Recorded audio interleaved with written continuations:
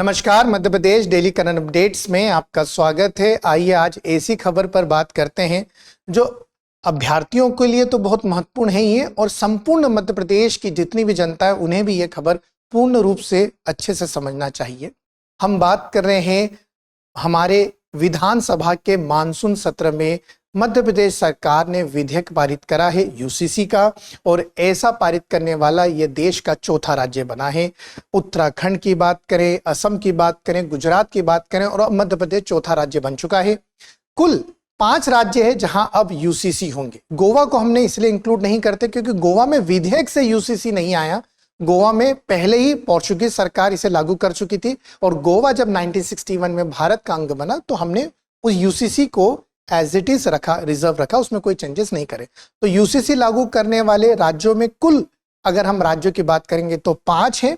विधेयक के जरिए ठीक है पारित करने वाले राज्यों में 4 राज्यों में चौथा राज्य बना है मध्य प्रदेश। अब इस यूसीसी के लागू होने के बाद मध्य प्रदेश नागरिकों को किन किन बदलाव से गुजरना पड़ेगा इसको विस्तार से दिखेंगे। यह खबर अभ्यर्थीगण के लिए तो महत्वपूर्ण है ही, सभी जन सामान्य के लिए भी महत्वपूर्ण है, तो अंत तक जरूर देखेंगे। ठीक है, यूसीसी लागू होने के बाद एमपी में क्या क्या बदलेगा उसकी बात करेंगे। निकाह, हलाला, इन सब की बात होगी। तो देखिए, सबसे पहले तो हम खबर की बात करते हैं कि मध्य प्रदेश सरकार ने विधानसभा के मानसून सत्र में समान नागरिक संहिता, यूनिफॉर्म सिविल कोड की अगर बात करें तो वो लागू कर दिया है और ये चौथा राज्य बना है। पहले हम बात करते हैं उत्तराखंड, फिर गुजरात, फिर असम, फिर मध्य प्रदेश। गोवा को हमने हैशटैग करा है, मतलब ये पहले से ऑलरेडी चल रहा था, विधेयक से नहीं, वो पहले ही शुरू हुआ।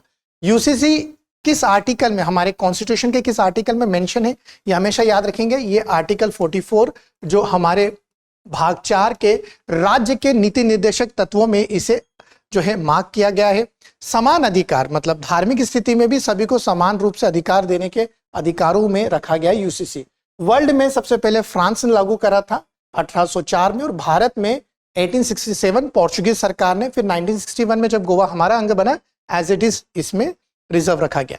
यूसीसी क्या? यूसीसी मतलब हम ऐसे अधिकारों की बात करें कि धार्मिक रूप से भी अब सभी समुदाय समान होंगे। देखिए, आपराधिक मामलों में क्या होता था कि सभी के लिए एक समान कानून बना था। कोई भी अपराध करता तो अपराध में यह नहीं देखा जाता था कि वो किस धर्म, जाति या समुदाय का है। समान रूप से उन्हें जो है अपराध के अनुसार जो है सजा सुना देते थे।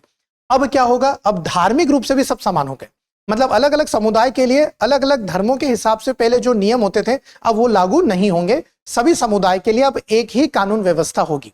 इसी को हम यूसीसी, यूनिफॉर्म सिविल कोड कहते हैं। समझिएगा इसको। बदलाव क्या क्या देखने को मिलेंगे।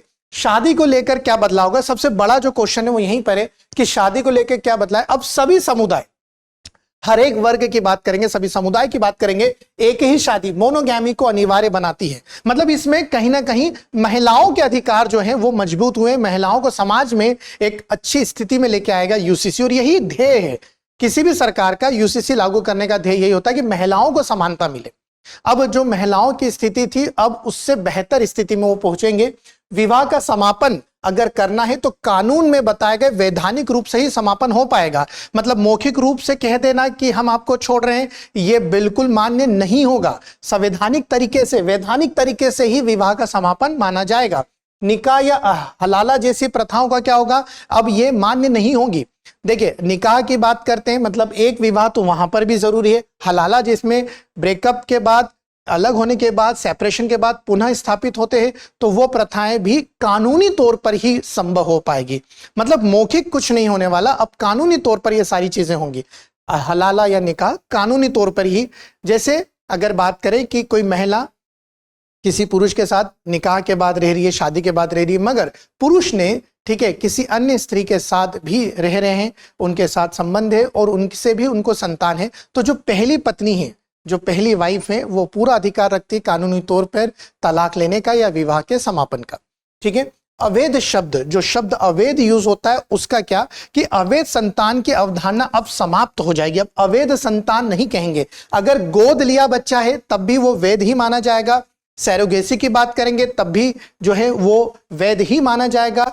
एआरटी की बात करेंगे, जैसे आईएफ टेक्नोलॉजी हो गई जिसमें हम कहते हैं कि टेक्नोलॉजी का प्रयोग करके जो है गर्भाशय धारण किया है, ये सारी चीजें जो है अब वैध होगी। टेस्ट ट्यूब बेबी भी वैध माने जाएंगे। तो यहां पर गोद लेना, सैरोगेसी मतलब जिन्हें किराए की कोख बोलते हैं, ART अगर हम बात करेंगे तो याद रखिएगा उसमें IAF, IVF और IUI ये दोनों ही मान्य होंगे। ये सारे रूप से अब मान्य, बच्चा हुआ है तो वो वैध ही माना जाएगा, ये आपको याद रखना है।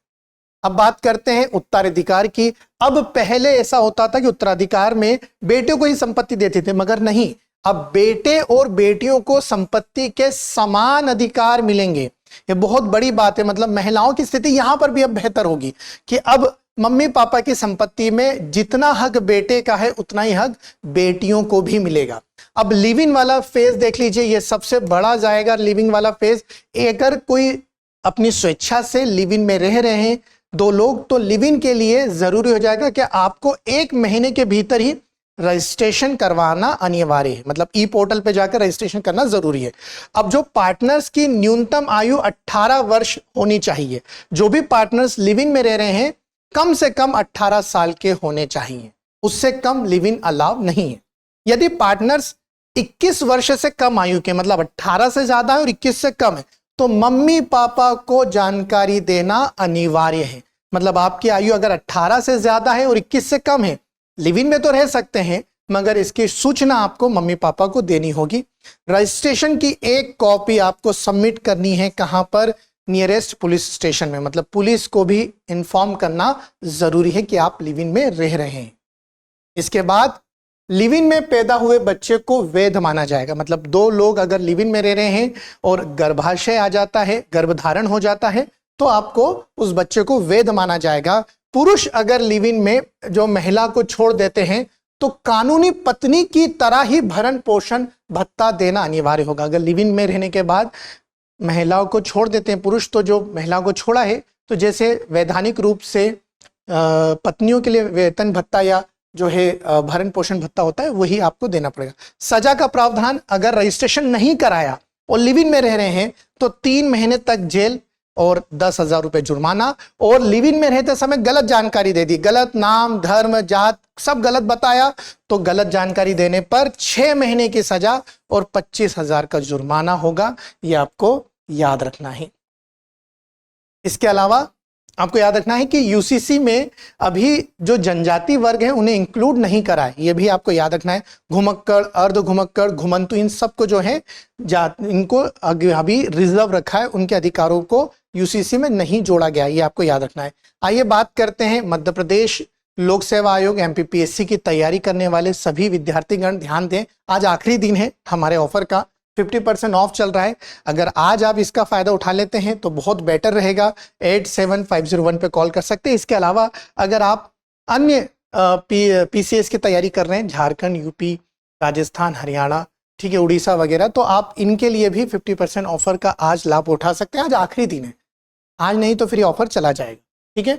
अब आप मुझे बताइए कमेंट करके कि UCC जो लागू किया है ये सही है क्या? ये महिलाओं के अधिकारों को बढ़ाएगा? कमेंट करके जरूर बताइएगा। जय हिंद, जय भारत। अब एग्जाम की तैयारी को और बेहतर करने के लिए हमारे चैनल को लाइक, शेयर और सब्सक्राइब करना ना भूलें।